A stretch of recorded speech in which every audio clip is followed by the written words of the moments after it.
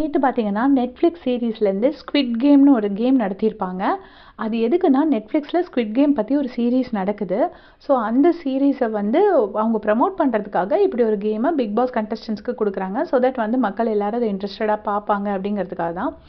அது என்ன கேம் அப்படின்னா, முதல்ல வந்து எல்லாரோட கால்லயும் ஒரு கயிறு வச்சு கட்டிடுவாங்க. 2 காலையும் சேர்த்து கட்டிடுவாங்க.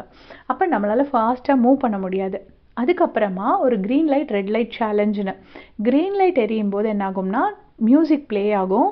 அந்த அந்த பொம்மையெல்லாம் வந்து அந்த பக்கம் பார்த்து திரும்பி நிக்கும். அந்த பக்கம் பார்த்து திரும்பி நிக்கும். பின்னாடி காட்டிட்டே நிக்கும். அப்போ வந்து நீங்க வந்து ஃப்ரண்ட்ல மூவ் ஆயி போணும். அதுக்கப்புறமா ரெட் லைட் வரும்போது என்னன்னா, இது மியூசிக் ஸ்டாப் ஆயிடும். பொம்மையெல்லாம் இந்த பக்கம் பார்த்துரும். நம்மளும் ஸ்டாப் பண்ணிடணும். ஸோ அத ஸ்டாப் பண்ணும்போது நகர்ந்தாலும் தப்பு, ஸ்டார்ட் பண்ணேன்னு நகருன்னு சொல்லும்போது நின்னாலும் தப்பு. இப்படி பண்ணோன்னா எலிமினேட் ஆகி வெளியில் அனுப்பிடுவாங்க. ஸோ இதுதான் இந்த ஸ்குவிட் கேம். இதுதான் தீபக் வாசிக்கிறாரு. எல்லாருமே இந்த கேம் விளையாடுறாங்க. ஸோ ஃபஸ்ட்டு எடுத்த உடனே என்னாச்சுன்னா, பஸர் அடித்த உடனே ரயானும் முத்துவும் கொஞ்சம் ஃப்ரண்ட்டில் மூவ் பண்ணிடுவாங்க போல இருக்கு. ஸோ அவங்க அது போனனால அவங்க 2 பேரும் ரொம்ப ஃப்ரண்ட்டில் ஆக்சுவலாக அந்த பஸர் அடித்த உடனே அவங்க ஸ்டார்ட் பண்ணாமல் ப்ராப்பராகவே அவங்க ஸ்டார்ட் பண்ணியிருந்தா கூட அவங்க 2 பேரும் நல்ல ஃபார் ஹெட் ஆஃப் போய் சேர்ந்துருப்பாங்க. பட் அவங்க அடித்த உடனே ஸ்டார்ட் பண்ணிட்டாங்க போல இருக்கு. ஏதோ ஒரு மிஸ்கால்குலேஷன் பண்ணிட்டாங்களா இல்லை தெரியாமல் பண்ணாங்களா என்ன அப்படிங்கிறது நமக்கு தெரியலை. பட் அவங்க அதை ஸ்டார்ட் பண்ணி போயிட்டாங்க. ஏன்னா இது வந்து உங்களுக்கு வந்து ஃபுல் லைவ் இல்லாதனால நம்மளால் கிளியராக கண்டுபிடிக்க முடியல. ஸோ அவங்க அதை போயிட்டு ஃபஸ்ட்டு முத்து ரயனும் ரீச் ஆகிட்டாங்க. ஃபஸ்ட் ரயன், நெக்ஸ்ட் முத்து ரீச் ஆகிட்டாங்க. அதுக்கப்புறமா இவங்க எல்லாரும் பின்னாடி வராங்க. வரும்போது பவித்ராவும் ஜெஃப்ரியும் சௌந்தர்யாவும் மட்டும் எலிமினேட் ஆகிட்டாங்க. அவங்க ஏதோ அசைச்சிட்டாங்கன்னு சொல்கிறாங்க. பவித்ரா வந்து நான் எங்கேயே அசைச்சேன் அப்படிங்கிறாங்க. அவங்க 3 பேரும் எலிமினேட் ஆகிட்டாங்க. தீபக்கும் ராணவும் ஜட்ஜாக இருக்காங்க. ஸோ அதெல்லாம் முடிஞ்சு வெளியில் வந்ததுக்கப்புறம் பார்த்தீங்கன்னா, ரயன் கிட்ட ஜாக்லின் வந்து ஏதோ பேசுகிறாங்க. பேசும்போது அருண் இருக்கார் இல்லையா, அருண் வந்து ஏதாவது ஊமக்குசும்பு வேலை பார்க்காம இருக்க மாட்டார். அவர் வந்துட்டு அழுகினி ஆட்டம் ஆடிட்டீங்க, பஸர் அடித்தோடனே நீங்கள் எல்லோரும் ஓடிட்டீங்க அப்படின்னு சொல்கிறாரு.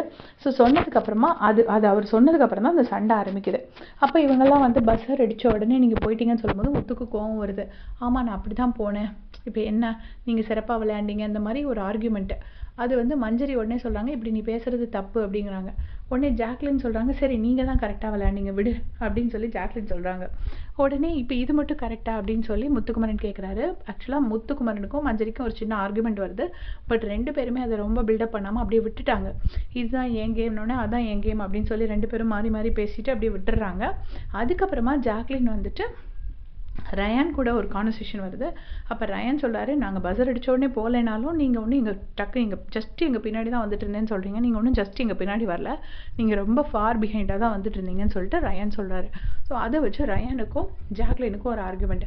இதுதான் அங்கே நடந்த சண்டை.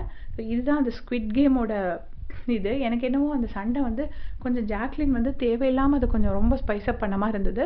மஞ்சரிக்கும் கோவம் வந்துச்சு. பட் அதை அவங்க டப்புன்னு அதை ஸ்டாப் பண்ணிட்டாங்க. சரி அதான் அவங்க என்ன விட்டுரு முத்து அப்படின்னாங்க. முத்துக்கு பயங்கரமாக கோவம் வந்துருச்சு. எனக்கு ஜாக்லின் ஏதோ வாண்டடாகவே ஃபைட்ஸ் கிரியேட் பண்ணுற மாதிரியே தோணுச்சு. உங்களுடைய கமெண்ட்